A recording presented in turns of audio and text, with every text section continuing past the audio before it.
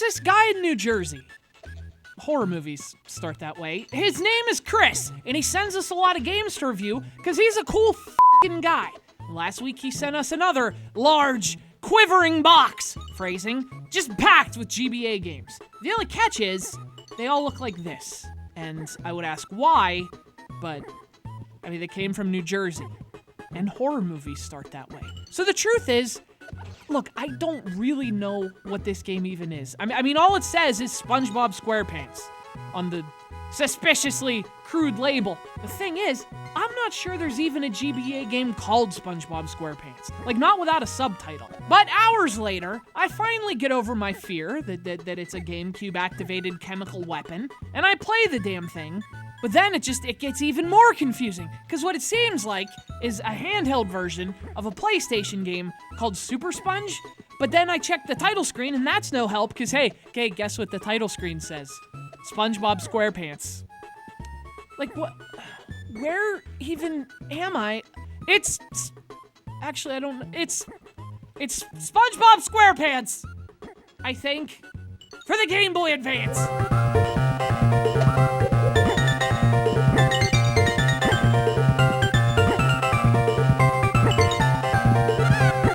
So whatever it is, it's actually pretty decent, which is surprising, because when was the last time you found a confused drifter with no name who turned out to be pretty decent?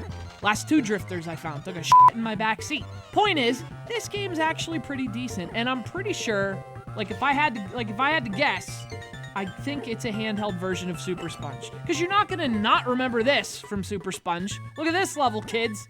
See, the irony being, this is how you create confused drifters. Kids play this at a very young age, and then their first thought is, if a fucking SpongeBob game's this hard, I'm not even gonna try life. Hey, good call, kids. Now get off my goddamn sidewalk!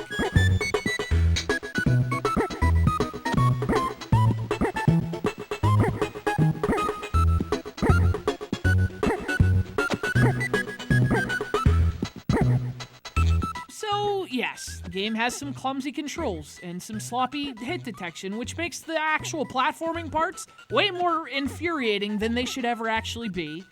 But you know what?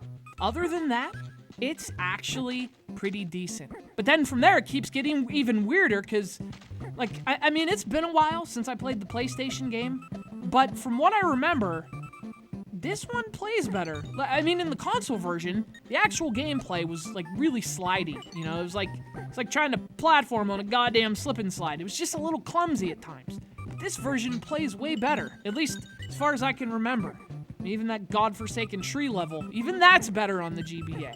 Oh, but another reason for that is that they shortened up the levels. Like in the original, a lot of them overstayed their welcome. They were just a little too long. Like they just weren't well designed enough to keep your interest that long. But the shorter versions, these are much better. You know, it's like the radio edit.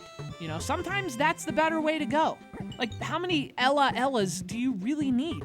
Rihanna. Did you guys know Patrick was based on Rihanna? He doesn't own a shirt.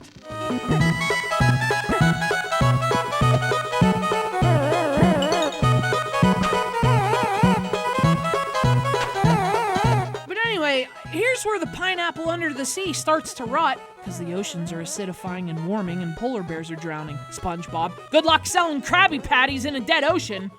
The console version looks awesome, nails the presentation.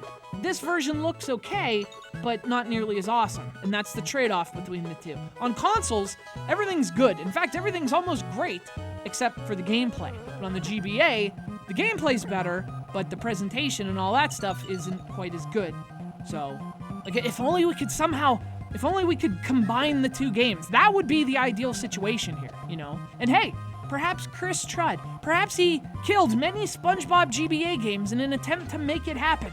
And this is one of the dead, hollow husks that he revived when the experiment failed. Maybe that's why he did this. I mean, it is New Jersey. We're less sure of what this is, but whatever it is, I'm telling you, it's not bad. It's SpongeBob SquarePants. Just SpongeBob SquarePants for the Game Boy Advance. Thanks, Chris. And look, don't worry about the police and the villagers and their torches. These fools never understand the true cost of science.